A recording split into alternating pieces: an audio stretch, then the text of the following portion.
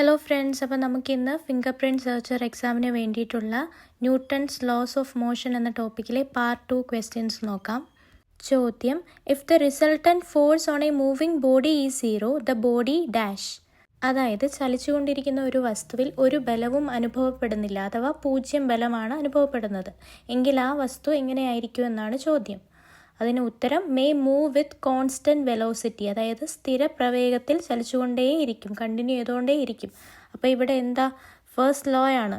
ന്യൂട്ടൻ്റെ 1ാം നിയമപ്രകാരം ഒരു വസ്തു ചലിച്ചുകൊണ്ടിരിക്കുകയാണെങ്കിലോ അല്ലെങ്കിൽ റെസ്റ്റിലാണെങ്കിലോ ഒരു ഫോഴ്സ് ഇല്ലെങ്കിൽ അത് അതേ അവസ്ഥയിൽ തന്നെ കണ്ടിന്യൂ ചെയ്തുകൊണ്ടേയിരിക്കും. ഇതിൻ്റെ എക്സ്പ്ലനേഷൻ നോക്കിക്കേ. Zero net force is equal to zero acceleration either rest or uniform motion. അപ്പോൾ ഒരു വസ്തുവിൽ ഒരു ബലവും അനുഭവപ്പെടുന്നില്ലെങ്കിൽ അവിടെ ആക്സിലറേഷൻ അഥവാ ത്വരണം ഉണ്ടാവുന്നില്ല, അതേ രീതിയിൽ തന്നെ പൊയ്ക്കൊണ്ടിരിക്കും. റെസ്റ്റിലാണെങ്കിൽ റെസ്റ്റിൽ, യൂണിഫോം മോഷനിലാണെങ്കിൽ അതേ മോഷനിൽ തന്നെ തുടർന്നുകൊണ്ടേയിരിക്കും. അപ്പോൾ ഇവിടെ എന്തുകൊണ്ടാണ് മസ്റ്റ് ബി അറ്റ് റെസ്റ്റ് എന്ന് വരായിരുന്നത് ഉത്തരം?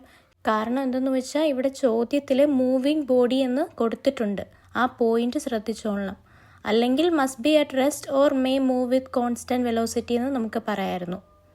അടുത്ത ചോദ്യം: why a gun recoils after firing a bullet. അതായത് നമ്മൾ ഒരു തോക്ക് വെച്ച് വെടിവെക്കുമ്പോൾ എന്തുകൊണ്ടാണ് തോക്ക് പിന്നിലോട്ടൊരു ബലം തരുന്നത് എന്നാണ് ചോദ്യം. ഉത്തരം കൺസർവേഷൻ ഓഫ് ലീനിയർ മൊമെൻറ്റം. അതായത് ആകെ രേഖീയ ആക്കം സംരക്ഷിക്കാൻ വേണ്ടിയിട്ടാണ് ഗൺ അങ്ങനെ പിറകിലോട്ടൊരു ബലം തരുന്നത്. അതിൻ്റെ എക്സ്പ്ലനേഷൻ നോക്കാം. Before firing total momentum is equal to 0. After firing bullet moves forward, the gun moves backward, so total momentum remains 0. അപ്പോൾ എന്താ law of conservation of linear momentum അഥവാ ആക്ക സംരക്ഷണ നിയമം പറയുന്നത്? ഒരു വസ്തുവിൽ ഒരു എക്സ്റ്റേണൽ ഫോഴ്സസും ആക്ട് ചെയ്യുന്നില്ലെങ്കിൽ അതിലുള്ള ലീനിയർ മൊമെൻറ്റം എപ്പോഴും കോൺസ്റ്റൻ്റ് ആയിരിക്കും. അതായത് total linear momentum will be always A constant. അപ്പോൾ ഇവിടെ തന്നിരിക്കുന്ന എക്സാമ്പിളിൽ നമ്മൾ വെടിവെക്കുന്നതിന് മുമ്പുള്ള മൊമെൻറ്റം എന്ന് പറയുന്നത് 0 ആണ്.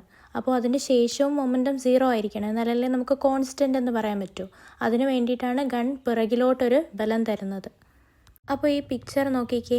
ഇതിൽ M1 എന്ന് പറയുന്നത് ഗണ്ണിൻ്റെ മാസ്സായിട്ടും M2 എന്ന് പറയുന്നത് ബുള്ളറ്റിൻ്റെ മാസ്സായിട്ടും എടുക്കാം.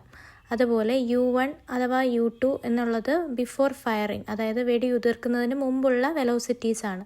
അത് കഴിഞ്ഞിട്ട് V1 V2 എന്ന് പറഞ്ഞാൽ വെടിയുതിർത്തതിന് ശേഷമുള്ളത്. അതിൻ്റെ ഡയറക്ഷൻ ഒന്ന് ശ്രദ്ധിച്ചേ. അപ്പോൾ മൊമെൻറ്റം കണ്ടുപിടിക്കാനുള്ള ഫോർമുല എല്ലാവർക്കും അറിയാമല്ലോ. P ആണ് മൊമെൻറ്റത്തിനെ റെപ്രസെൻറ്റ് ചെയ്യുന്നത്. P=mv, mass into velocity. അപ്പോൾ ഇവിടെ before firing the bullet momentum is M1 U1 plus M2 U2. After firing M1 V1 plus M2 V2. അപ്പോൾ ഇത് രണ്ട് ഈക്വൽ ആണെങ്കിൽ മാത്രമേ നമുക്കിവിടെ മൊമെൻറ്റം കൺസേർവ്ഡ് ആയെന്ന് പറയാൻ പറ്റൂ. അടുത്ത ചോദ്യം: which law explains the working of A rocket. അതായത് ഏത് നിയമമാണ് റോക്കറ്റിൻ്റെ പ്രവർത്തനത്തെ വിശദീകരിക്കുന്നത്? ഉത്തരം ന്യൂട്ടൺസ് തേർഡ് ലോ അഥവാ ന്യൂട്ടൻ്റെ 3ാം നിയമം. എന്താ ന്യൂട്ടൺസ് തേർഡ് ലോ പറയുന്നത്? Every action has N equal and opposite reaction. അപ്പോൾ ഇവിടുത്തെ ആക്ഷനും റിയാക്ഷനും ഏതാ? റോക്കറ്റ് ഫ്യൂൽ ബേൺ ചെയ്യുന്നതിൻ്റെ ഫലമായിട്ട് വളരെ ഹൈ പ്രഷറിൽ ഗ്യാസസ് എക്സ്പെൽ ചെയ്യുന്നു, പിറകിലോട്ട് റോക്കറ്റ് ഗ്യാസസ് എക്സ്പെൽ ചെയ്യുന്നു. അതിൻ്റെ ഫലമായിട്ട് റോക്കറ്റ് മുകളിലേക്ക് ഉയരുന്നു. ഇതാണ് ഇവിടെ നടക്കുന്ന ആക്ഷനും റിയാക്ഷനും. അപ്പോൾ ഇവിടെ ഓർത്തിരിക്കേണ്ട 2 പോയിന്റ് എന്ന് പറയുന്നത്, ഈ റോക്കറ്റിൻ്റെ പ്രവർത്തനമായിട്ട് ഓർത്തിരിക്കേണ്ട 2 point Newton's third law of മോഷനും കൺസർവേഷൻ ഓഫ് ലീനിയർ മൊമെൻറ്റും ആണ്. ഇവിടെയും എന്താ, ലീനിയർ മൊമെൻറ്റം കൺസേർവ് ആവുന്നുണ്ട്. അടുത്ത ചോദ്യം: a body moves with constant velocity, the net external force on it is dash. അതായത് ഒരു വസ്തു സ്ഥിരപ്രവേഗത്തോടുകൂടി ചലിച്ചുകൊണ്ടിരിക്കുന്നു. അപ്പോൾ അതിൽ അനുഭവപ്പെടുന്ന എക്സ്റ്റേണൽ ഫോഴ്സ് അഥവാ ബാഹ്യബലം എത്രയാണെന്നാണ് ചോദ്യം. ഉത്തരം എന്താ? 0, ഒരു ബലവും അനുഭവപ്പെടുന്നില്ല. അതുകൊണ്ടല്ലേ അത് സ്ഥിരപ്രവേഗത്തിൽ ചലിച്ചുകൊണ്ടിരിക്കുന്നത്. എന്തെങ്കിലും ബലം അനുഭവപ്പെട്ടാൽ അതിന് ആക്സിലറേഷൻ ഉണ്ടാവും. അപ്പോൾ ഇവിടെ സ്ഥിരപ്രവേഗം എന്ന് പറയുമ്പോൾ ഓർത്തോളണം 0 ഫോഴ്സാണ്. അടുത്ത ചോദ്യം: a change in the motion of a body is produced by dash. അതായത് ഒരു വസ്തുവിൻ്റെ ചലനത്തിന് മാറ്റം വരുത്തുന്നത് എന്താണ്? ഉത്തരം ഫോഴ്സ് അഥവാ ബലം. ഒരു വസ്തുവിൻ്റെ ചലനത്തിന് മാറ്റം വരുത്തണമെങ്കിൽ എന്തിൻ്റെ ആവശ്യമുണ്ട്? ഒരു ബലം പ്രയോഗിച്ചാലേ ഒരു വസ്തുവിൻ്റെ ചലനത്തിന് മാറ്റം ഉണ്ടാവും, അല്ലെങ്കിൽ അതേ അവസ്ഥയിൽ തന്നെ തുടരും.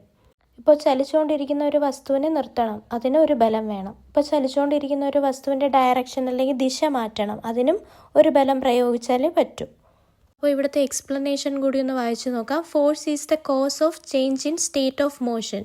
ബ്രാക്കറ്റ് ആക്സിലറേഷൻ, അതായത് ഏതെങ്കിലും ഒരു വസ്തുവിൻ്റെ ചലനത്തിന് മാറ്റം വരുത്തുന്നതിന് കാരണക്കാരൻ ആരാണ്? ഫോഴ്സ് അഥവാ ബലമാണ്. ആ ഫോഴ്സ് മൂലം അതിന് ആക്സിലറേഷൻ അഥവാ ത്വരണം ലഭിക്കുന്നു. അടുത്ത ചോദ്യം, when A book slides on A table which force opposes it's motion, അതായത് ഒരു പുസ്തകം ഒരു മേശയിലൂടെ നിറങ്ങി നീങ്ങുന്നു എന്ന് വിചാരിക്കുക. അപ്പോൾ ഏത് ബലമാണ് അതിനെ എതിർക്കുന്നത്? ആ ബുക്കിൻ്റെ നിറങ്ങലിനെ എതിർക്കുന്നത് ഏത് ബലമാണ്?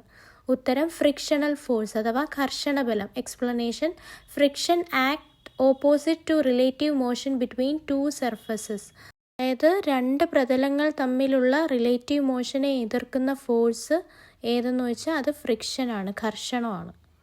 അടുത്ത ചോദ്യം, newton second law gives the definition of dash, അതായത് ന്യൂട്ടൻ്റെ രണ്ടാം നിയമം എന്തിൻ്റെ നിർവചനമാണ് നമുക്ക് നൽകുന്നത്? ഉത്തരം force.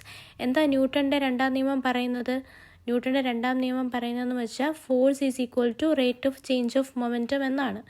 F is equal to D P by D T is equal to M A. അതാണ് Newton second law of motion പറയുന്നത്. അടുത്ത ചോദ്യം, action and reaction forces dash. ഈ ചോദ്യം അർത്ഥമാക്കുന്നത് എന്തെന്ന് വെച്ചാൽ പ്രവർത്തനവും പ്രതിപ്രവർത്തനവും എങ്ങനെയാണ് അനുഭവപ്പെടുന്നത് അഥവാ ഏതിലാണ്, അതിൻ്റെ ആ ഒരു പ്രത്യേകതയാണ് ഈ ക്വസ്റ്റ്യൻ കൊണ്ട് ഉദ്ദേശിച്ചിരിക്കുന്നത്. അപ്പോൾ ഇതിൻ്റെ ആൻസറായിട്ട് വരുന്നത് ആക്ട് ഓൺ ഡിഫറെൻറ്റ് ബോഡീസ് എന്നാണ്. അതായത് വ്യത്യസ്ത വസ്തുക്കളിലാണ് ആക്ഷനും റിയാക്ഷനും അനുഭവപ്പെടുന്നത്. അത് കാരണമാണ് അവ ക്യാൻസൽ ചെയ്ത് പോവാത്തത്. എക്സ്പ്ലനേഷൻ നോക്കാം. That's why they do not cancel each other. Example, when you push a wall pushes you back.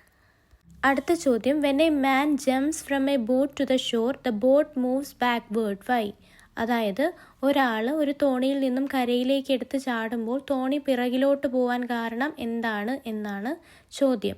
അപ്പോൾ ഇവിടുത്തെ ഉത്തരവും എന്താണ്? Law of conservation of momentum അഥവാ ആക്ക സംരക്ഷണ നിയമം. എന്താ ഇവിടുത്തെ explanation? Man moves forward, boat moves backward to conserve total momentum of the system. ആ സിസ്റ്റത്തിൻ്റെ മൊത്തം മൊമെൻറ്റം കോൺസ്റ്റൻ്റ് ആയിട്ട് നിർത്താൻ വേണ്ടിയിട്ടാണ് ഈ രണ്ട് ആക്ഷനും റിയാക്ഷനും നടക്കുന്നത്. അപ്പോൾ ഇതേ ചോദ്യം ന്യൂട്ടൺസ് തേർഡ് ലോ വെച്ചിട്ടും നമുക്ക് പറയാം. അപ്പോൾ അടുത്ത ചോദ്യം നോക്കാം. When we beat A carpet dust comes out, which law explains this? അതായത് നമ്മളൊരു പൊടി പിടിച്ച കാർപ്പറ്റ് എടുത്ത് അതിലൊരു കമ്പ് കൊണ്ടോ അല്ലെങ്കിൽ ഭിത്തിയിലോ അടിക്കുമ്പോൾ പൊടി വീഴുന്നതായിട്ട് കാണാമല്ലേ? നമ്മൾ വീട്ടിലൊക്കെ സ്ഥിരം കാണുന്ന ഒരു കാഴ്ചയാണ്. അപ്പോൾ ഇത് ഏത് നിയമപ്രകാരമാണെന്നാണ് ചോദ്യം. ഉത്തരം ന്യൂട്ടൺസ് ഫസ്റ്റ് ലോ അല്ലെങ്കിൽ ലോ ഓഫ് ഇനേർഷ്യ എന്നറിയപ്പെടുന്ന ന്യൂട്ടൻ്റെ ഒന്നാം നിയമപ്രകാരമാണ് ഇത് സംഭവിക്കുന്നത്. എങ്ങനെയാണ് അത് സംഭവിക്കുന്നത്? Dust particle resist motion due to inertia and get separated when carpet move suddenly. അപ്പോൾ ഈ കാർപ്പറ്റിൽ പെട്ടെന്ന് അടിക്കുമ്പോൾ ഇത്രയും നേരം റെസ്റ്റിലിരുന്ന ഡസ്റ്റ് റെസ്റ്റിൽ തന്നെ തുടരാനുള്ള പ്രവണത കാണിക്കുമല്ലേ? അതുകൊണ്ടിട്ടാണ് ഈ ഡസ്റ്റ് പെട്ടെന്ന് മോഷൻ ഉണ്ടാകുമ്പോൾ ഡസ്റ്റ് താഴേക്ക് വീണ് പോകുന്നത്. നമ്മൾ ബസ്സിലെ പാസഞ്ചേഴ്സിൻ്റെ ക്വസ്റ്റ്യനെ പോലെയാണ് ഈ ക്വസ്റ്റ്യനെ, ഒന്ന് ശ്രദ്ധിച്ചോളണേ. അടുത്ത ചോദ്യം, if all forces acting on A body balance each other the resultant force is dash. അതായത് ഒരു വസ്തുവിൽ അനുഭവപ്പെടുന്ന എല്ലാ ബലങ്ങളും സന്തുലിത ബലങ്ങളാണെങ്കിൽ അതിൻ്റെ ഫലമായിട്ടുണ്ടാകുന്ന ഫോഴ്സ് എത്രയായിരിക്കും, അഥവാ അതിൻ്റെ ഫലമായി ഉണ്ടാകുന്ന ആകെ ബലം എത്രയായിരിക്കും? ഉത്തരം 0. ഈ ക്വസ്റ്റ്യൻ്റെ ഒരു ആശയം എന്ന് വെച്ചാൽ ബാലൻസ്ഡ് ഫോഴ്സസ് അഥവാ സന്തുലിത ബലങ്ങൾ എന്നുള്ളതാണ്. എന്താണ് ഈ ബാലൻസ്ഡ് ഫോഴ്സ് അഥവാ സന്തുലിത ബലങ്ങൾ? നമ്മൾ കൊച്ചു ക്ലാസ്സിലൊക്കെ നമ്മുടെ ടെക്സ്റ്റ് ബുക്കിൽ കണ്ടിട്ടുണ്ട്. 2 കുട്ടികൾ അപ്പുറവും ഇപ്പുറവും നിന്ന് ഒരു മേശ തള്ളുന്നു.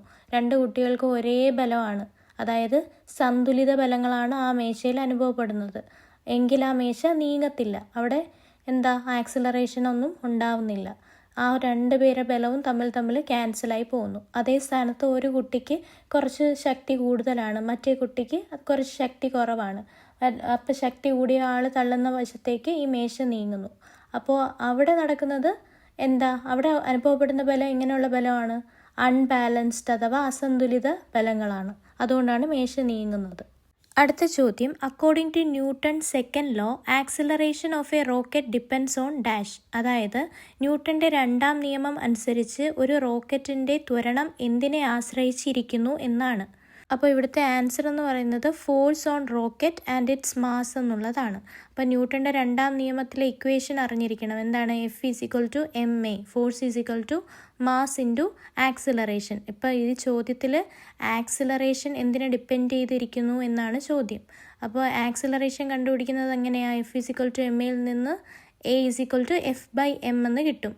അപ്പോൾ rocket's thrust gives force while decreasing mass increases acceleration. അതായത് ഒരു റോക്കറ്റിൻ്റെ ത്രസ്റ്റ്, അതായത് ആ ഒരു ബാക്കിലോട്ടുള്ള ബലമാണ് അതിന് മുന്നോട്ട് പോകാനുള്ള അല്ലെങ്കിൽ മുകളിലോട്ട് പോകാനുള്ള ബലം കൊടുക്കുന്നത്.